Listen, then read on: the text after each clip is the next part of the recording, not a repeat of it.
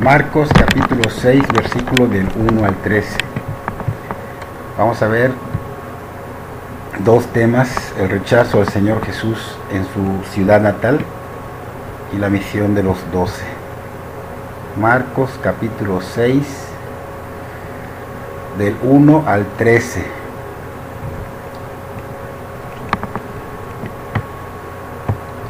Salió Jesús de ahí y vino a su tierra, y le seguían sus discípulos, y llegando el día de reposo, comenzó a enseñar en la sinagoga. Y muchos oyéndolo se admiraban y decían: ¿de dónde tiene estas cosas? ¿Y qué sabiduría es esta que le es dada? Y estos milagros que por sus manos son hechos. ¿No es este el carpintero, hijo de María, hermano de Jacobo, de José, de Judas y de Simón? ¿No están también aquí con nosotros sus hermanas? Se escandalizaban de él, mas Jesús les decía: no hay profeta sin honra sino en su propia tierra, y entre sus parientes en su casa. Y no pudo haber allí ningún milagro, salvo que sanó a unos pocos enfermos, poniendo sobre ellos las manos, y estaba asombrado de la incredulidad de ellos, y recorría las aldeas de alrededor enseñando. Una introducción con un poquito de lo de la semana pasada para entender lo que estaba pasando. Vimos el caso de Jairo, el caso de la mujer con la enfermedad de flujo de sangre. Jairo vino al Señor Jesús porque creía en él, tenía fe que su hija podía sanarla, estaba ya agonizando al borde de la muerte. El Señor decide ir a ver a la hija de 12 años que estaba muy mal. De pronto se les cruza a la mujer de flujo tocando el manto de Jesús, porque ella creía que si tocaba tan solo su manto sanaría. Vimos a dos personas confiando en el Señor Jesús, una con fe media extraña y otro limitando el poder de Dios, limitando al Señor Jesús porque le decía que fuera e impusiera sus manos sobre su hija. El Señor Jesús responde rápidamente a la mujer, también le afirma su fe en él, llevándola a varios puntos, entre ellos que no creyera que ella le estaba robando la bendición de ser sana y salva, sino que el Señor se lo estaba dando por gracia y por poner su fe solamente en él, para que supiera que ella pues fue sana por su fe y no por tocar el manto del Señor. También lo hizo para que supieran que estaba sana y no siga siendo marginada por la sociedad. Recuerden que la repudiaban, la tenían marginada. Y también pues para que no dude ella de su sanidad, porque el ser humano tiene esa costumbre o esa forma de ser, de siempre dudar si la enfermedad se fue, si la enfermedad volverá. Siempre tiene esta duda de que si es perdonado, a lo mejor más adelante sienta que no está perdonado por Dios, y es por eso que el Señor le dice: vete en paz, tu fe te ha salvado. Y también le dice hija, también confirmando que ya ella, aparte que es algo hermoso, como que confirmando que ya es parte de la familia del Señor, o sea, perdonándole sus pecados, y también pues como testimonio al confrontarla y exponerla a la luz de toda la gente que estaba allá, con la finalidad de que Dios sea glorificado y que esto sea obviamente escrito para testimonio. En el caso de Jairo pues vimos que le dio más ánimo, que había incrementado su fe, aunque había un retraso, pero su fe estaba firme, y cuando el Señor le dijo: no temas y cree, porque su hija ya había muerto, pues mantuvo la fe y la esperanza. La hija de Jairo fue resucitada y sanada. Entonces vemos que el Señor sale de la casa de Jairo, y aquí empezamos con nuestro texto, y va rumbo a su ciudad natal llamada Nazaret, el lugar donde él se crió, donde él creció, donde vivía su familia. Era un pequeño lugar, no había más de 1500 personas tal vez, y pues como tal pues podían conocerse casi todos. Como siempre, sus discípulos estaban con él a donde él fuera, pues ellos también iban, y cuando él les decía quédense, se quedaban. Entonces esto señalaba que pues ellos al seguirlo mostraban que él era un rabí. En Nazaret, en el día de reposo, pues siempre se acostumbraba a dar una enseñanza en la sinagoga, y pues el Señor fue a darla, y al escucharle, los muchos que estaban presentes se quedaban sorprendidos de tanta sabiduría divina y quedaban maravillados. Pero de pronto venía a ellos como que el creer conocerlo y se comentaban haciendo ciertas preguntas: ¿de dónde tiene estas cosas? ¿Y qué sabiduría es esta que les dada? ¿Y cómo es que estos milagros salen por sus manos? El Señor Jesús estaba ante mucha gente que lo conoció desde niño. Esta gente se preguntaba cómo fue que el hijo de José, el carpintero, y de María se haya vuelto tan poderoso, tanto en palabra como en obras, porque veían los milagros que el Señor hacía.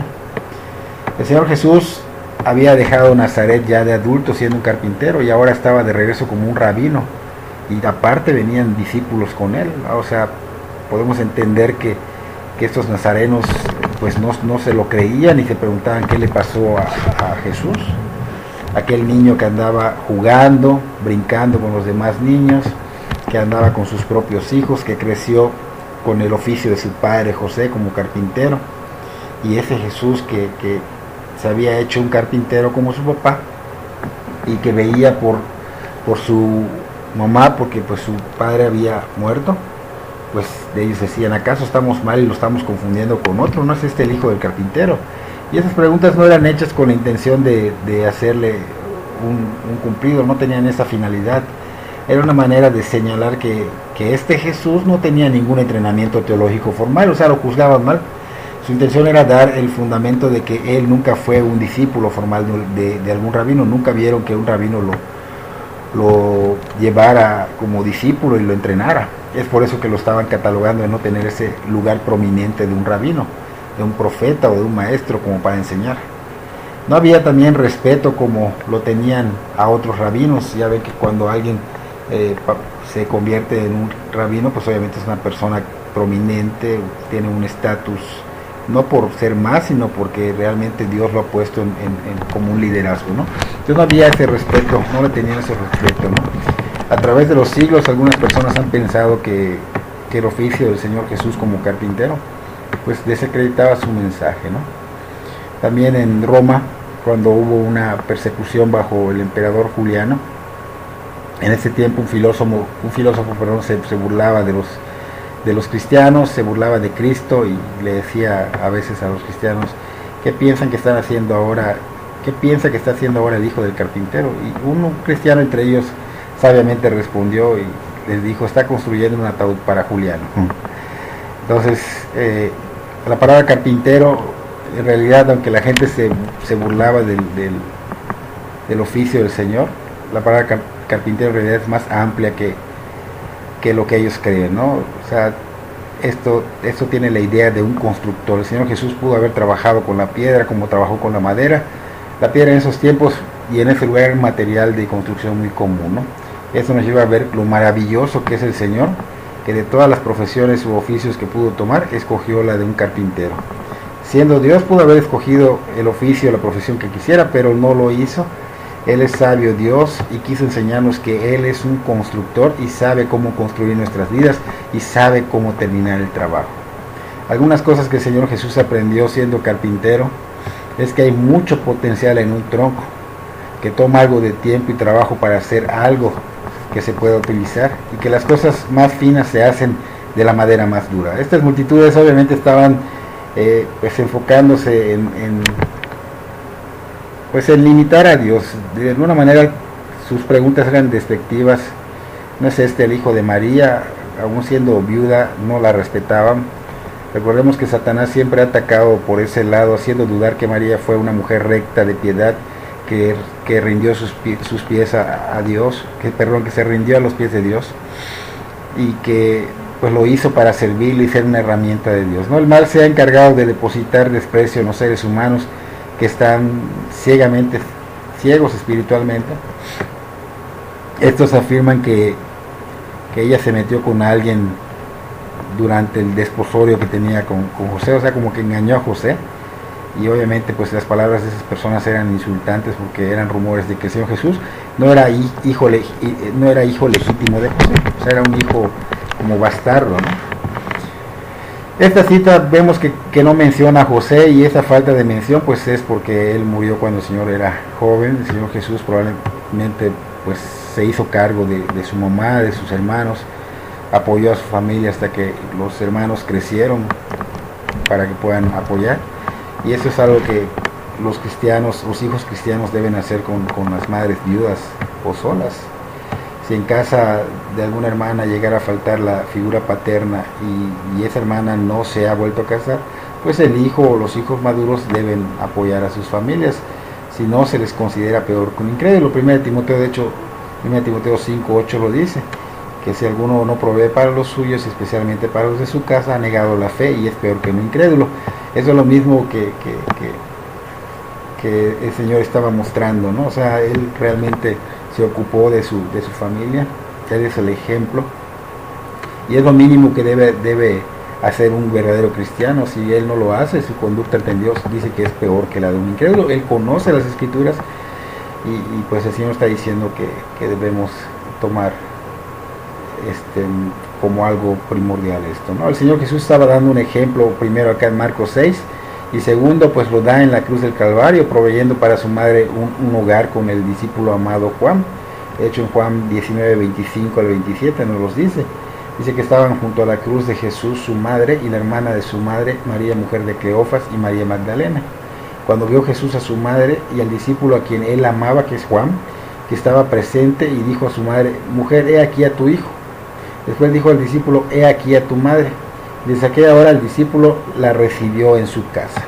Entonces, esto es un ejemplo del Señor. O sea, tristemente muchos son los que no lo hacen. Se dicen ser de Cristo porque conocen las Escrituras, porque oran, porque ayudan en obras a mucha gente, pero a sus propias madres que están solas, ¿qué hay con ellas? Y hay mucha gente que dice: no, pues Dios está en control, y si Dios me llamó, Dios las ayuda. Pero sí, o sea, Dios está en control, pero también te puso a ti la responsabilidad de hacerlo, no para que dejes el ministerio, pero sí para apoyarla, no dejándola sin ayuda. Y estos pues son luz en la calle, según son cristianos y dan buenos testimonios afuera, pero en su casa son una luz bajo la mesa, son oscuridad, se puede decir. Lamentablemente no les importa esto, ¿no? Dice ya que decían las multitudes que no es este Jesús, el hermano de Jacobo, de José, de Judas y Simón. O sea, está hablando de los hermanos. ¿No están también aquí con nosotros sus hermanas? O sea, ¿cómo puede ser que esta persona esté hablando de esta manera y haciendo milagros y sanidades? Entonces ellos estaban como que, si aquí están sus hermanos, no son los hermanos de Jesús.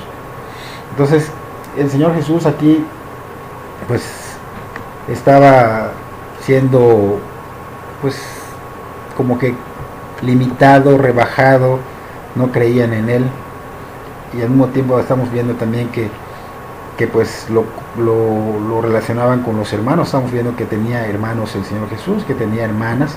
De hecho en Marcos 3:31 se puede corroborar, porque ahí dice que sus hermanos y su madre habían quedado afuera y que enviaron a llamarle, y que la gente le decía al Señor Jesús: tu madre y tus hermanos están afuera y te buscan. Entonces vemos que el Señor Jesús tenía hermanos, tenía hermanas. María no permaneció virgen después de que dio a luz al Señor Jesús. Ella consumó su matrimonio con José cuando Jesús nació, y eso lo podemos ver en Mateo 2:24 y 25, donde dice que José, despertando del sueño, hizo como el ángel del Señor le había mandado y recibió a su mujer. Pero el 25 dice: pero no la conoció hasta que dio a luz a su hijo primogénito y le puso por nombre Jesús. O sea, la palabra conoció en griego significa saber, entender, pero también tiene como significado sentir y tener, y de acuerdo al contexto, pues esto implica que José y María tuvieron relaciones matrimoniales después del nacimiento de Jesús. Consumaron ellos su matrimonio, como un matrimonio normal, tuvieron más hijos. De hecho, en el libro de Hechos habla de los hermanos. O sea, en el capítulo 1, versículo 14, dice: todos estos perseveraban unánimes en oración y ruego con las mujeres y con María, la madre de Jesús, y con sus hermanos. Estamos viendo que sus hermanos estaban acá siguiendo la fe. Entonces estamos viendo que la familia entera del Señor Jesús se unió posteriormente a la iglesia, porque antes no, en esta cita que estamos viendo hoy, no creían en el Señor Jesús, aún estaban incrédulos, ¿no? Entonces vemos que estas multitudes de Nazaret fueron pues personas conocidas del Señor, vecinos del Señor, estaban muy familiarizados con Él, pero en realidad no sabían mucho acerca de Él como ellos pensaban. El Señor estaba ya por misericordia, por compasión hacia los de Nazaret, hacia sus amigos, hacia sus conocidos, hacia sus vecinos y también obviamente por su familia, sus hermanos y su madre. El Señor, pues obviamente al ser rechazado, pues lo acepta pues como el precio que se debía pagar de un profeta fiel. O sea, Él dijo que un profeta recibe honra en todas partes, menos en su propio pueblo y entre sus parientes y su propia familia. O sea, esto es muy similar al dicho que dice, nadie es profeta en su propia tierra. También el rechazo de parte de su familia, que lo vemos en Marcos 3:21, que cuando lo oyeron los suyos vinieron para prenderle porque decían que estaba fuerecido, o sea, creían que estaba mal de la mente, así como loco, ¿no? Estamos viendo que su familia pues lo rechazó. También esto de seguro le habrá dolido el corazón, tanto que sus conocidos, sus amigos, sus vecinos, su madre, sus hermanos, pues prácticamente, parece que María no lo había rechazado, pero los hermanos parece que sí. Entonces, le habrá dolido el corazón, y esto pues también ha sucedido con nosotros, cuando nosotros venimos a los pies de Cristo, cuando Cristo nos rescata y nos da esa salvación, nos perdona nuestros pecados, y pues vamos con nuestras familias y queremos darles testimonio y queremos hablarles de Cristo porque queremos que ellos se salven, y estamos tan emocionados que vamos con todo, vamos también con nuestros amigos, con nuestros familiares, pero lamentablemente siempre a veces hay ese rechazo y hay ese conflicto, ¿no? Y pues a veces te duele el corazón. El Señor Jesús pues allá en Nazaret no pudo hacer mucho, solo pudo poner sus manos sobre algunos enfermos y sanarlos porque limitaron su obra debido a la atmósfera que había de incredulidad. O sea, esto es algo que obviamente no es que el Señor no tenga la capacidad de transformar a las personas, pero sabemos que Él respeta y no lo hace a la fuerza. Ahora, nuestra incapacidad de creer a Dios y confiar en Él es un pecado muy, muy grande, muy monstruoso, que hace que el Señor Jesús, aparte de que se asombre, nos aleja de Él. No, Él se aleja de nosotros nos alejamos de Él. La incredulidad, pues, ¿qué hace? Aísla y deja a las personas incomunicadas con respecto al poder de Dios. El Señor nos dejó un gran ejemplo con esa disposición para visitar lugares más pequeños. Esto nos enseña a no caer en preferir grandes multitudes, lugares grandes, iglesias grandes. O sea, siempre la gente se va por lo más grande, lo más, pues, auditorios y cosas gigantes, ¿no? El Señor Jesús fue un modelo aún en esto. El Señor Jesús tuvo compasión de lugares pequeños. A veces nos mandan a lugares a predicar, o de misioneros a lugares muy, muy escondidos, y muchos dicen, ¿por qué a mí me mandan acá y a otros en otros lugares donde están los ricos? Y bueno, el Señor está dando acá un ejemplo y es lo que Él decida, no lo que nosotros querramos. El Señor Jesús vemos que prosiguió con la enseñanza. Eso no lo detuvo, el haberle limitado, el haberle rechazado no lo limitó, sino que prosiguió con la enseñanza y el ministerio a los alrededores, a las aldeas de los alrededores, ¿no? Continuamos con Marcos 6, 7 en adelante. Después llamó a los 12 y comenzó a enviarlos de dos en dos, y les dio autoridad sobre los espíritus inmundos, y les mandó que no llevasen nada para el camino, sino solamente bordón, ni alforja, ni pan, ni dinero en el cinto, sino que calzasen sandalias y no vistiesen dos túnicas. Y le dijo, donde quiera que entréis en una casa, pasad en ella hasta que salgáis de aquel lugar.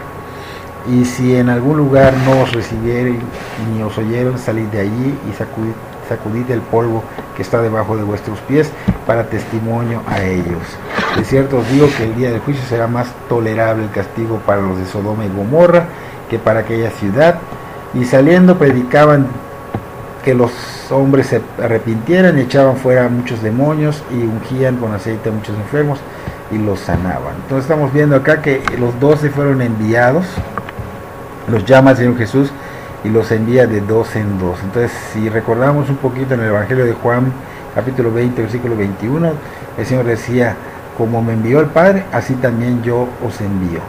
Aquí Jesús envió a sus discípulos para que hicieran lo mismo que Él hizo, o que Él hacía, predicar, sanar a los enfermos, liberar a las personas de la posesión demoníaca, pero los manda de dos en dos. Y esta estrategia pues es una estrategia muy buena, es poderosa, porque Eclesiastés, por ejemplo, 4:10 dice que si cayeren el uno levantará a su compañero, mas hay del solo que cuando cayere no habrá segundo que lo levante. O sea, vemos que un compañero pues es una ayuda, es un compañero que da fuerza y pues se protegen del peligro. O sea, es también agradable que no estés solo y que haya alguien, y también pues te pueda alentar si tú estás mal, en el sentido de que rechazaron o algo pasó y te alientan. O sea, hay circunstancias difíciles. Deuteronomio 19:15 dice que no se tomará en cuenta a un solo testigo contra ninguno en cualquier delito ni en cualquier pecado en relación con cualquier ofensa cometida. Solo por el testimonio de 2 o 3 testigos se mantendrá la acusación. O sea, aquí vemos que si hay otra persona, pues como que le da credibilidad al evangelio, ¿no? El Señor Jesús pudo haberlos mandado en grupos de 3, pero generalmente 2 personas son más efectivas que 3, porque en un grupo de 3, 2 de ellas a menudo son los que forman una relación y tienen comunión, y como que no aceptan a la tercera por completo, ¿no? Entonces, esto hace que realmente sirva y sea efectivo, ¿no? Un compañero como que te da más responsabilidad, como que te engendra más responsabilidad, hace que sea menos probable que una persona caiga en tentación cuando va acompañada. También otro punto es que los envió sin provisiones, o sea que no necesitamos no necesitaban equipos sofisticados para predicar un mensaje tan sencillo. El Señor les enseñó que demasiadas cosas se interpondrían en el camino de este mensaje, que es urgente. Podemos notar acá que hay 7 puntos importantes del plan de Dios. Primero, que es un plan divino. Segundo, que es un plan importantísimo. Tercero, que es sencillo. Cuarto, que es dependiente de Dios. Quinto, que es urgente. Sexto, que es para salvación. Y séptimo, que es por gracia. Entonces vemos estos 7 puntos importantes del plan de Dios. En ese tiempo existía una regla por parte de los rabinos judíos, y esto era que no podías entrar al área del templo con un báculo, con zapatos o con una bolsa de dinero, debido a que esto te hacía aparentar como que estás ocupado en otro negocio que en el servicio al Señor. Entonces los discípulos fueron enviados también sin nada de esto, estaban nada más ocupados en la obra santa, predicar el evangelio, traer la sanidad a las personas de Dios, y no debían dar la impresión que ellos tuvieran algún otro motivo o trabajo, ¿no? El Señor les dice: ni alforja, ni pan, ni dinero en el cinto. O sea, al viajar de una manera ligera les mantendría dependientes de Dios. Ellos debían confiar en el Señor por todo y en todo. Si el predicador no confía en Dios, ¿cómo puede ser que le predique a los demás, le profese a los demás que confíen en Dios si ellos no están confiando? Era una manera de dar testimonio y ejemplo de fe, y es una manera de demostrar nuestra fe a través de la dependencia de Dios y el ejemplo, ¿no?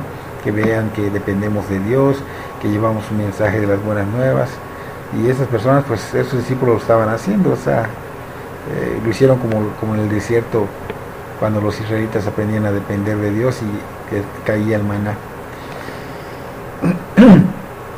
Algo que tiene que del por qué se tiene que dar este ejemplo, pues que puedan ver que el ser humano no tiene nada que ofrecer, o sea que Dios es el que provee lo necesario para llegar a todos. Por otro lado, habla acá de la hospitalidad, o sea que cuando un forastero entraba en alguna aldea, estaba acostumbrado ya que su deber no era buscar la hospitalidad, sino llevar el mensaje. En este caso la ciudad o la aldea era la que tenía la obligación de ofrecerle la hospitalidad. Hoy día pues obviamente no existe ninguna obligación en ningún lugar para ofrecer hospitalidad a los que llegan de fuera, pero pues esto ya es para que nosotros, si vamos a algún lugar a predicar, pues proveernos de nuestras propias necesidades mientras viajamos. Los discípulos no podían distraerse, ellos tenían una misión que era presentar el evangelio, el mensaje, de una manera persuasiva. El trabajo de ellos no era cambiar las mentes, solo presentarlo persuasivamente. Pero si los oyentes no lo recibían, ellos se podían ir, y dice allá que sacudían el polvo de sus pies mientras se iban, esto trae un significado, pero primero hay que saber que eran ciudades judías. Recuerden, primero a la casa de Israel se tenía que predicar el Evangelio, y segundo se acostumbraba a dar obviamente la espalda a los gentiles. En ese tiempo los judíos que regresaban de territorios paganos se sacudían el polvo pagano como gesto de limpieza y desprecio, ¿no? Cuando los discípulos se sacuden el polvo de una aldea que no quería escuchar la palabra, estaban señalando que esa aldea era pagana, era gentil, y se estaba señalando que vendría sentencia de Dios sobre esa aldea. Prácticamente ellos como que se lavaban las manos de cualquier responsabilidad relacionada con esa aldea, o sea, como diciendo, esa sangre pues yo no tengo nada que ver con ella, yo ya le ofrecí el Evangelio, ¿no? Su responsabilidad, pues los discípulos era fiel, ellos proclamaban el Evangelio, la respuesta no era su responsabilidad de ellos, o sea, el éxito de la predicación no era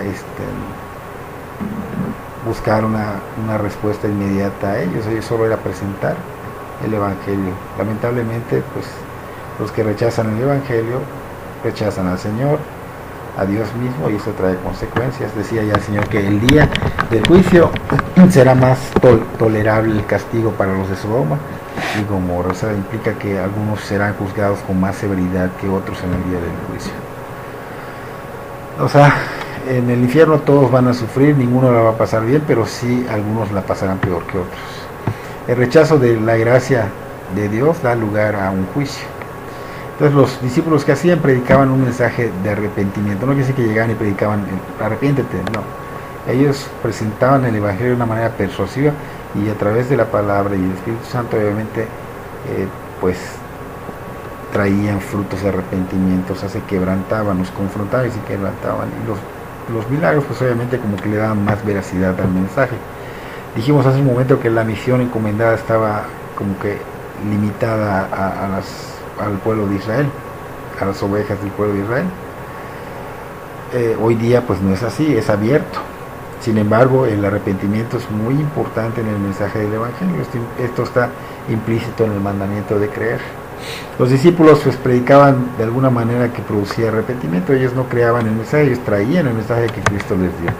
Dice que ungían con aceite a muchos enfermos y los sanaban. El aceite pues sabemos que es un aceite de olivo y traía un propósito medicinal en aquellos días, pero el que sana es Cristo Jesús, no el aceite.